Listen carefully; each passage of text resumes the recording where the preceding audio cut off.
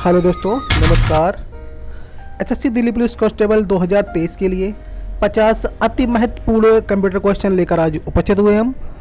और इससे पहले अगर आपने हमारे चैनल को सब्सक्राइब नहीं किया है तो चैनल को सब्सक्राइब जरूर कर लें और वीडियो को लाइक भी करें और अपने दोस्तों को शेयर भी करें। तो देर न करते हुए आज का पहला क्वेश्चन शुरू करते हैं हम। और पहला क्वेश्चन होगा हमारा, MS वर्ड में सब स्क्रिप्ट के लिए क्या शॉर्टकट की दबाएंगे। जैसे MS वर्ड चलाते हैं तो वहाँ पे सब स्क्रिप्ट के लिए कौन सी शॉर्टकट की दबाएंगे। सब स्क्रिप्ट में क्या होता है, जैसे हमें बढ़ा के लिखना होता है, S2 लिखना है, SO2 लिखना है, नीचे अटका के लिखना होता है थोड़ा है, ये सब स्क्रिप्ट होता है। तो उसके लिए देखो शॉर्टकट होता है MS वर्ड में कंट्रोल के साथ बराबर बटन दबाते हैं, कंट्रोल के साथ बराबर बटन दबाते हैं तो हमारा सब स्क्रिप्ट होता है। जबकि एक सुपर स्क्रिप्ट होता है, सुपर स्क्रिप्ट में क्या होता है, जैसे हमें R² M² वर्ग चढ़ाना होता है वहाँ पे, तो उसके लिए कंट्रोल शिफ्ट बराबर बटन दबाते हैं। ठीक है, तो क्वेश्चन अगला हो जाएगा हमारा, किसी वेब ब्राउजर में न्यू टैब के लिए शॉर्टकट होगा। जैसे कोई वेब ब्राउजर चला रहे हो, गूगल क्रोम, मोजिला, फायरफॉक्स या कोई भी आप वेब ब्राउजर जो भी आप चला रहे हो, तो उसमें अगर हमें न्यू टैब ओपन करना हो, नया टैब खोलना हो, तो शॉर्टकट की क्या होगी। देखो न्यू टैब से क्या होता है, न्यू टैब से नया टैब खुल जाता है। न्यू टैब के लिए शॉर्टकट होगी Ctrl+T। क्या होगा, Ctrl+T। जबकि Ctrl+N से नया पेज ही खुल जाता है यहाँ पे। Ctrl+M आपका पावर पॉइंट में न्यू स्लाइड के लिए होता है और भी अलग अलग समय आते हैं। तो इसका सही आंसर होगा हमारा Ctrl+T, न्यू टैब खुल जाएगा इसमें। ठीक है, क्वेश्चन नंबर अगला हो जाएगा हमारा, निम्न में से कौन एनालॉग सिग्नल को डिजिटल सिग्नल में बदलने से संबंधित है। ये पूछ रहा है कि कौन इसमें जो एनालॉग सिग्नल को डिजिटल सिग्नल में बदलता है। तो कंपाइलर, एनालॉग कंप्यूटर, मॉडेम या रन ऑफ दी। तो देखो एनालॉग सिग्नल को डिजिटल सिग्नल में बदलता है मॉडेम, मॉडेम बदलता है। तो मॉडेम का पूरा नाम होता है मॉड्यूलेटर डिमॉड्यूलेटर। ये एनालॉग को डिजिटल में और डिजिटल को एनालॉग में बदलता है ये। ठीक है, क्वेश्चन नंबर अगला हो जाएगा हमारा, फ्लिपकार्ट क्या है। फ्लिपकार्ट, फ्लिपकार्ट क्या है। देखो फ्लिपकार्ट एक आपका ई-कॉमर्शियल वेबसाइट है जहाँ से हम कोई सामान ऑनलाइन परचेज करते हैं। तो ये C2C होगा। C2C का मतलब क्या होता है, कंज्यूमर टू कंज्यूमर। दूसरा B2B होगा, ये बिजनेस टू कंज्यूमर, या फिर नंबर C होगा बिजनेस टू बिजनेस या ऑल ऑफ दीज। देखो फ्लिपकार्ट से हम लोग माल सीधा कंपनी से ख़रीद लेते हैं वहाँ से हैं, तो ये क्या हो जाता है बिजनेस टू कंज्यूमर। ये सीधे फ्लिपकार्ट हमें कंज्यूमर को सुविधा देती है, तो इसका सही आंसर होगा बिजनेस टू कंज्यूमर। ऑप्शन इसका सही हो जाएगा। ठीक है, क्वेश्चन नंबर अगला हो जाएगा हमारा, CVV कोड कितने डिजिट का होता है। इसको बोलते हैं कार्ड वेरिफिकेशन वैल्यू है। तो ये कोड कितने डिजिट का होता है। देखो CVV कोड हमारा जो डेबिट कार्ड होता है, क्रेडिट कार्ड होता है, उसमें उल्टी साइड पे होता है, उसमें 3 डिजिट का कोड होता है, अधिकतम 3 डिजिट का ही होता है। तो ये होता है 3 डिजिट का होता है। ठीक है, ऑप्शन C इसका राइट आंसर होगा। क्वेश्चन अगला हो जाएगा हमारा, निम्न में से वोलेटाइल मेमोरी कौन सी है। देखो वोलेटाइल और नॉन वोलेटाइल दो टाइप की मेमोरी होती है। वोलेटाइल का मतलब होता है अस्थाई मेमोरी और नॉन वोलेटाइल का मतलब होता है स्थायी मेमोरी। तो ये अस्थाई मेमोरी पूछ रहा है कौन सी है। अस्थाई memory, RAM random access memory, ये आपकी अस्थाई मेमोरी होती है, वोलेटाइल ही है। तो SRAM और DRAM। ठीक है, तो ये स्टैटिक रैंडम एक्सेस मेमोरी, ये डायनेमिक रैंडम एक्सेस मेमोरी है। तो ये तीन के तीनों क्या हैं, तीनों वोलेटाइल मेमोरी ही हैं। तो ऑल ऑफ दी जिसका सही आंसर होगा ऑप्शन नंबर D। ठीक है, तो क्वेश्चन अगला हो जाएगा हमारा, निम्न में से भिन्न है। देखो 4 ऑप्शन दे रखे हैं, इसमें से अलग कौन सा पूछा जा रहा है ये पूछ रहा है। नॉर्टन, क्विक हील, अवास्ट और क्रीपर। देखो नॉर्टन क्या है, नॉर्टन एक एंटीवायरस है। क्विक हील ये भी एक एंटीवायरस है। अवास्ट ये भी एक एंटीवायरस है। क्रीपर जबकि ये एक वायरस है, पहला कंप्यूटर वायरस है क्रीपर। ठीक है, क्रीपर हमारा पहला कंप्यूटर वायरस। तो ये सही ऑप्शन हो जाएगा हमारा क्रीपर। ऑप्शन नंबर D इसका सही आंसर होगा, ये सबसे भिन्न होगा। क्वेश्चन अगला हो जाएगा हमारा, किसी वेब ब्राउज़र में हिस्ट्री देखने के लिए शॉर्टकट होगा। देखो वेब ब्राउज़र की हमें हिस्ट्री देखनी है तो शॉर्टकट की क्या दबाएंगे, Ctrl+M, Ctrl+T या Ctrl+H। देखो हिस्ट्री के लिए था control plus H, control T से तो बताए थे भी हमने, कंट्रोल टी से आपका नया टैब ओपन हो जाता है। ठीक है, क्वेश्चन नंबर अगला होगा 8 बिट कितने बाइट के बराबर होते हैं। जो 8 बिट होते हैं कितने बाइट के बराबर होते हैं। देखो 8 बिट 1 बाइट के बराबर होते हैं हमारे। ठीक है, 1 बाइट बराबर 8 बिट होते हैं। ठीक, 8 बिट 1 बाइट के बराबर होते हैं हमारा। क्वेश्चन नंबर अगला हो जाएगा हमारा कंप्यूटर साक्षरता दिवस कब मनाया जाता है। देखो कंप्यूटर साक्षरता दिवस कब मनाया जाता है ये पूछ जाएगा। तो कंप्यूटर साक्षरता दिवस हमारा 2 दिसंबर को मनाया जाता है। कब मनाया जाता है, 2 दिसंबर को मनाया जाता है। ठीक है, 2 दिसंबर। ठीक है, क्वेश्चन नंबर अगला हो जाएगा हमारा व्हाट्सएप के फाउंडर कौन है। व्हाट्सएप है उसके फाउंडर कौन है। मार्क जुकरबर्ग हैं कि जैक किल्वी हैं कि जेफ बेजोस हैं या फिर नन ऑफ दीज। देखो मार्क जुकरबर्ग तो आपके फेसबुक या मेटा के फाउंडर हैं और जैक किल्वी हैं हमारे आईसी के जनक हैं। ये जेफ बेजोस अमेजन के फाउंडर हैं और जबकि व्हाट्सएप के फाउंडर यहाँ पे दे ही नहीं रखे हैं। तो सही आंसर होगा option D none of these. व्हाट्सएप जॉन कॉम और वेरेन एक्सन ने बनाया था इसको। ठीक है, और हालांकि इस टाइम अब व्हाट्सएप फेसबुक का ही पार्ट है। ठीक है, क्वेश्चन नंबर अगला हो जाएगा हमारा मैक एड्रेस कितने बिट का होता है। MAC address media access control बोलते हैं इसको, कितने बिट का होता है। देखो मीडिया एक्सेस कंट्रोल का एड्रेस होता है 48 बिट का होता है, 48 बिट का होता है। क्वेश्चन नंबर अगला हो जाएगा हमारा यूएसएसडी का पूर्ण रूप क्या है। यूएसएसडी क्या होता है। अनस्ट्रक्चर्ड सप्लीमेंट्री सर्विस डाटा बोलते हैं इसको। तो सही आंसर इसका unstructured supplementary service data, option A इसका राइट आंसर होगा। क्वेश्चन नंबर अगला हो जाएगा हमारा उमंग ऐप कितनी लैंग्वेज में उपलब्ध है। उमंग ऐप जो है डिजिटल इंडिया की एक पहल है और जो कि 13 भाषाओं में उपलब्ध है, 13 लैंग्वेज में उपलब्ध है। ठीक है, क्वेश्चन नंबर अगला हो जाएगा नेटस्केप नेविगेटर है। क्या होता है नेटस्केप नेविगेटर। इंटरनेट ब्राउज़र है या आपका ईमेल प्रोग्राम है, क्लाउड कंप्यूटिंग है, नन ऑफ दीज है। तो देखो नेटस्केप नेविगेटर आपका इंटरनेट ब्राउज़र है, इसको वेब ब्राउज़र कह सकते हैं, इंटरनेट ब्राउज़र है। ठीक है, इसको कमर्शियल वेब ब्राउज़र भी कहते हैं। क्वेश्चन नंबर अगला हो जाएगा हमारा एमएस वर्ड में हाइपरलिंक जोड़ने के लिए किस मेनू में जाएंगे। एमएस वर्ड में अगर हमें हाइपरलिंक जोड़ना है तो किस मेनू में जाएंगे। देखो जोड़ने संबंधी ज़्यादातर ऑप्शन किस मेनू में होते हैं, हमारे इंसर्ट में होते हैं। तो इसका भी आंसर सही होगा, इंसर्ट मेनू में जाएंगे। और हाइपरलिंक का शॉर्टकट क्या था, कंट्रोल प्लस की, कंट्रोल की दबा के हम हाइपरलिंक जोड़ सकते हैं। क्वेश्चन अगला हो जाएगा निम्न में से कौन सर्च इंजन है। अच्छा इनमें से सर्च इंजन कौन है। Mozilla, Google, safari, Google Chrome है। देखो मोजिला क्या है, आपका वेब ब्राउज़र है। गूगल सर्च इंजन है। सफारी ये भी वेब ब्राउज़र है। गूगल क्रोम ये भी वेब ब्राउज़र है। तो सही आंसर ऑप्शन बी होगा गूगल एक क्या है, सर्च इंजन है। ठीक है, ऑप्शन नंबर अगला होगा एमएस एक्सेल में क्विक एक्सेस टूल बार होता है। क्विक एक्सेस टूल बार कहाँ पे आते हैं, एमएस एक्सेल में या एमएस वर्ड में, सभी में लगभग एक जैसे ही होते हैं क्विक एक्सेस टूल बार। तो देखो क्विक एक्सेस टूल बार में, टास्क बार में, टाइटल बार में या मेनू बार में। देखो क्विक एक्सेस टूल बार होते हैं टाइटल बार में, ऊपर की साइड पे हमारा लेफ्ट साइड में बन के आते हैं ऊपर है आइकॉन, जैसे अंडू, रीडू, सेव, ये सब हम कस्टमाइज कर सकते हैं, कम ज़्यादा उनको लगा सकते हैं। ठीक है, ये टाइटल बार में होते हैं। क्वेश्चन नंबर अगला हो जाएगा हमारा बराबर काउंट। देखो यहाँ पे काउंट करने के लिए बोल रहा है कि इन सबको काउंट करना है।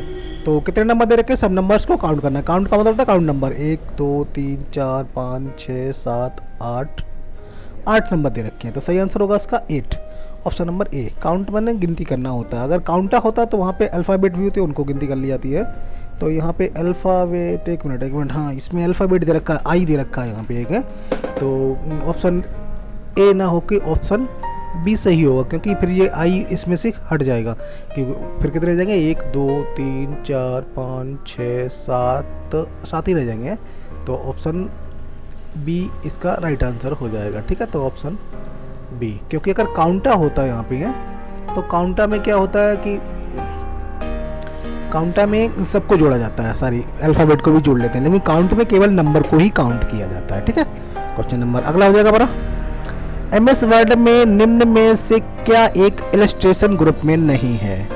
अच्छा हाँ, ये पूछ रहा है कि इनमें से इलस्ट्रेशन में कौन सा नहीं होता। देखो इलस्ट्रेशन में क्या क्या होता है, इलस्ट्रेशन के अंतर्गत आपका क्या क्या आता है भाई। इलस्ट्रेशन में आपका पिक्चर आता है, क्लिप आर्ट आता है, शेप्स आता है, स्मार्ट आर्ट आता है, चार्ट आता है, स्क्रीनशॉट आता है।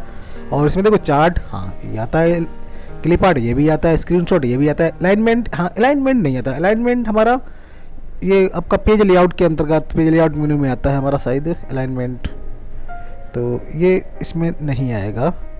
होम अलाइनमेंट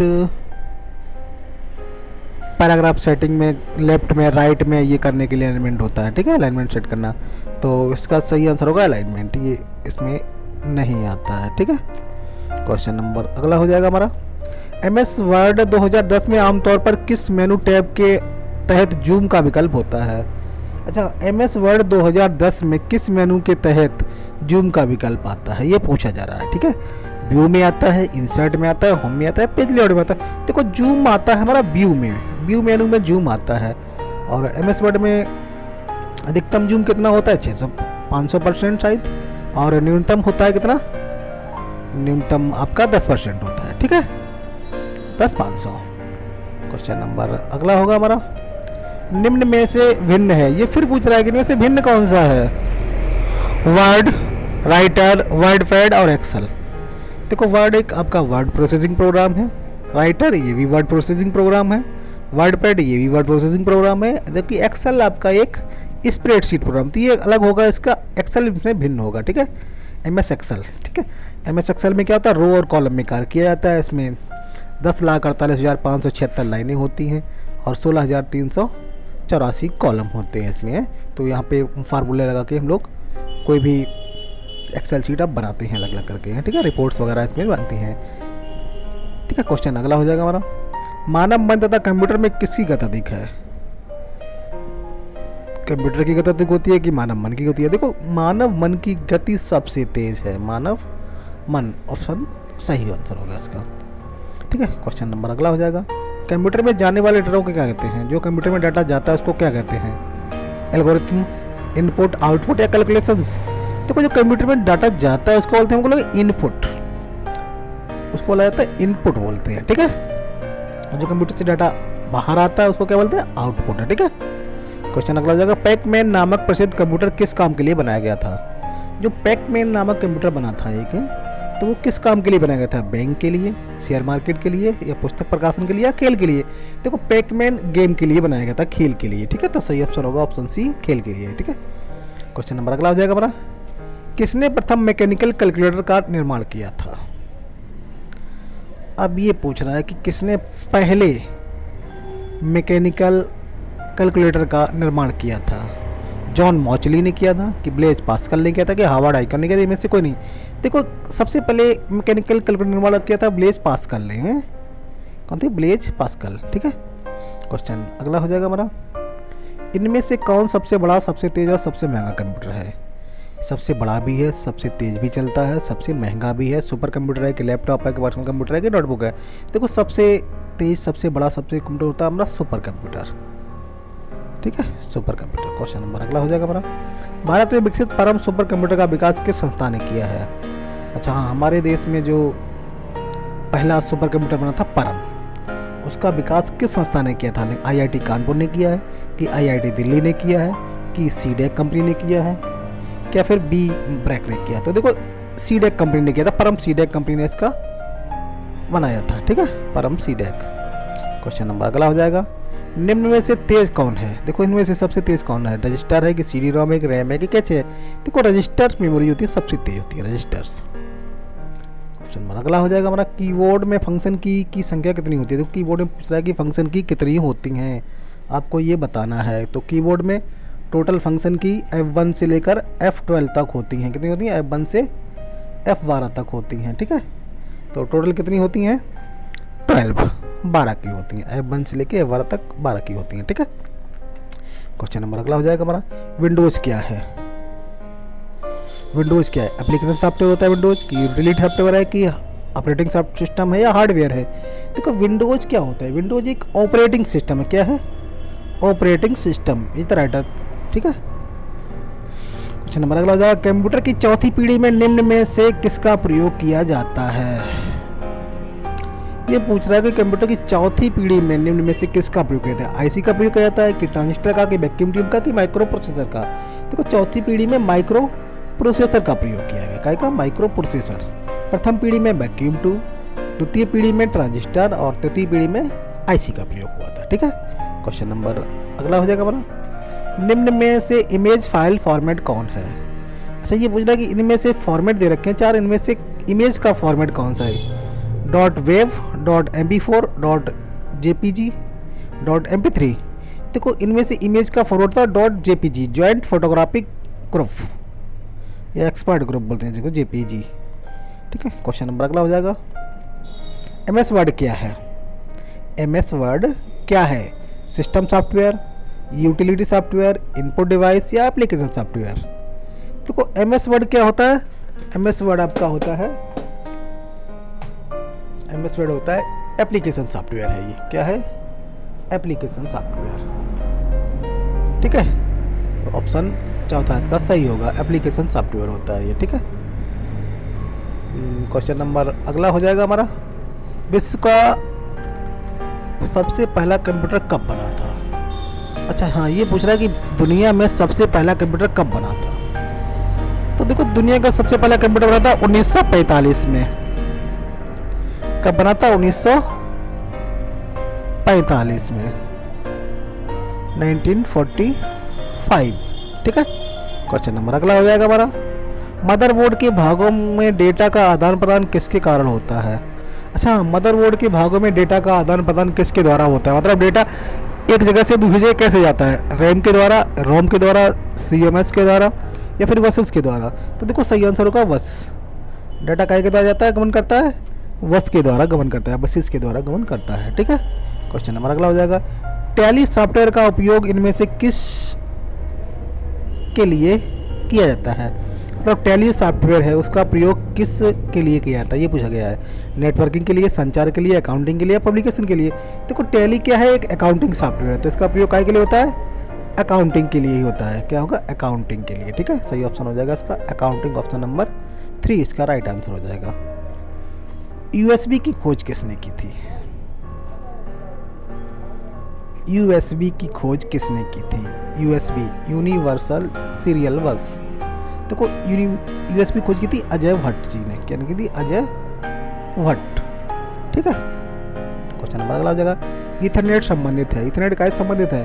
देखो ईथरनेट हमारा LAN से संबंधित होता है, लोकल एरिया नेटवर्क से संबंधित होता है इसका। ठीक है। संबंध LAN, वर्तमान में LAN टेक्नोलॉजी काय पे चलती है? ईथरनेट टेक्नोलॉजी पे चलती है। LAN वाला नेटवर्क है, ईथरनेट टेक्नोलॉजी पे चल रहा है। ठीक है। क्वेश्चन नंबर अगला होगा, वह हार्डवेयर डिवाइस कौन सी है जिसे आमतौर पर कंप्यूटर का ब्रेन कहा जाता है? ये पूछ रहा है कि वह कौन सी हार्डवेयर डिवाइस है जिसको कंप्यूटर का ब्रेन कहा जाता है? रैम, CPU, ALU या इनपुट? देखो कंप्यूटर का ब्रेन कहा जाता है CPU को, सेंट्रल प्रोसेसिंग यूनिट को। ठीक है। क्वेश्चन नंबर अगला हो जाएगा हमारा, चुंबकीय डिस्क पर किस पदार्थ की परत चढ़ी होती है? तो ये पूछ रहा है कि चुंबकीय डिस्क होती है, उस पर किसकी परत चढ़ी होती है? इस पर परत होती है आपकी आयरन ऑक्साइड की है, आयरन ऑक्साइड की परत चढ़ी होती है। ठीक है। क्वेश्चन नंबर अगला हो जाएगा हमारा, किस टोपोलॉजी में नेटवर्क कंपोनेंट एक ही केबल से कनेक्ट किए जाते हैं? कौन सी टोपोलॉजी है जिसमें नेटवर्क कंपोनेंट एक ही केबल में कनेक्ट किए जाते हैं? देखो वो होती है हमारी बस टोपोलॉजी। बस टोपोलॉजी में क्या होता है? एक ही केबल में सारी चीज़ें कनेक्ट कर दी जाती हैं, बस टोपोलॉजी में होता है। ठीक है। क्वेश्चन नंबर अगला हो जाएगा हमारा, ईमेल भेजते समय किस लाइन में संदेश की विषय वस्तु के बारे में बताया जाता है? तो हम ईमेल भेजते हैं तो कौन सी लाइन ऐसी होती है इसमें संदेश की विषय वस्तु के बारे में बताया जाता है?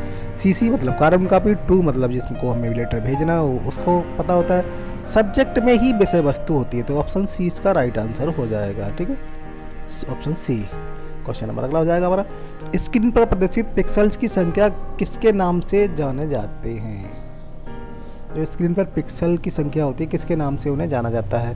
देखो पिक्सल्स की संख्या को जानते हैं हम लोग स्क्रीन रेजोल्यूशन के नाम से। क्या होता है? उसको बोलते हैं स्क्रीन रेजोल्यूशन। ठीक है, क्वेश्चन नंबर अगला हो जाएगा हमारा, वाई डिफ़ॉल्ट डॉक्यूमेंट किस मोड में प्रिंट होता है? देखो वाई डिफ़ॉल्ट डॉक्यूमेंट किस मोड में प्रिंट होता है ये पूछ रहा है। देखो दो डिफ़ॉल्ट मोड होते हैं, एक होता है पोर्ट्रेट मोड, एक होता है लैंडस्केप मोड। तो वाई डिफ़ॉल्ट पोर्ट्रेट मोड में डॉक्यूमेंट प्रिंट होता है। ठीक है, पोर्ट्रेट में। ठीक, क्वेश्चन नंबर अगला हो जाएगा हमारा, MS वर्ड डॉक्यूमेंट में अक्षरों के नीचे लाल लहर का निशान क्यों दर्शाता है? देखो MS वर्ड में अगर लाल लहर का निशान आ रहा है तो इसका मतलब है स्पेलिंग में त्रुटि है, तो लाल लाइन आएगी। ठीक है, स्पेलिंग में गलती के कारण। क्वेश्चन नंबर अगला, सी प्रोग्रामिंग भाषा को किसने डेवलप किया था? तो देखो सी प्रोग्रामिंग भाषा को किया था डेनिस रिची ने, इसको बनाया था। किसने बनाया था? Dennis Ritchie. ठीक है, प्रोग्रामिंग भाषा डेनिस रिची ने बनाया था। क्वेश्चन नंबर अगला हो जाएगा हमारा, सामान्यतः इंस्टॉलेशन फाइल का एक्सटेंशन होता है, जो इंस्टॉलेशन फाइल होती है उसका एक्सटेंशन क्या होता है? JPG होता है, EXE होता है कि PDF होता है, GIF होता है? देखो उसका फाइल एक्सटेंशन होता है हमारा .exe, ये इंस्टॉलेशन फाइलें होती हैं .exe। JPG ये आपकी जॉइंट फोटोग्राफिक एक्सपर्ट ग्रुप, मतलब आपकी पिक्चर फाइलें होती हैं। PDF ये PDF डॉक्यूमेंट के लिए होता है, पोर्टेबल डॉक्यूमेंट। और ये GIF ये भी आपका पिक्चर फॉर्मेट है। ठीक है, क्वेश्चन नंबर अगला हो जाएगा हमारा, OSI मॉडल में कितनी लेयर होती हैं? OSI मॉडल में कितनी लेयर होती हैं? आप लोगों को ये कमेंट करके भी बताना है हमें कि OSI मॉडल में कितनी लेयर होती हैं। ठीक है, कई बार ये हम पूछ चुके हैं आप लोगों से, लेकिन आपको ये हमें कमेंट बॉक्स में बताना है OSI मॉडल में कितनी लेयर होती हैं। ठीक है, ये क्वेश्चन आपके लिए हमने होमवर्क के लिए छोड़ा है। ठीक है, आपको बताना है इसको। क्वेश्चन नंबर अगला होगा, निम्न में कौन ईमेल सेवा प्रोवाइडर नहीं है? मतलब कौन सा ईमेल सर्विस प्रोवाइडर नहीं है, ये पूछा गया है। हॉटमेल, जीमेल, याहू या बिंग? देखो हॉटमेल आपका ईमेल सेवा प्रदान करता है, जीमेल भी करता है, याहू ईमेल भी करता है, लेकिन बिंग एक सर्च इंजन है, तो ऑप्शन डी सही आंसर होगा। ठीक है, क्वेश्चन नंबर अगला हो जाएगा हमारा, निम्न में से कौन सा कंप्यूटर एनालॉग आउटपुट को डिजिटल रूप में बदलने से संबंधित है? अच्छा, ये पूछ रहा है कि एनालॉग आउटपुट को डिजिटल रूप में बदलता है, तो उसको बोलते हैं हम लोग एनालॉग कंप्यूटर। ठीक है, खोलेंगे क्या? Analogue computer. ठीक है, एनालॉग आउटपुट को डिजिटल रूप में बदल देता है, तो एनालॉग कंप्यूटर। तो ये थे आज के हमारे 15 महत्वपूर्ण क्वेश्चंस। आशा करते हैं आपको पसंद आए होंगे, और अगर वीडियो पसंद आई हो तो लाइक और सब्सक्राइब करें। वीडियो देखने के लिए धन्यवाद।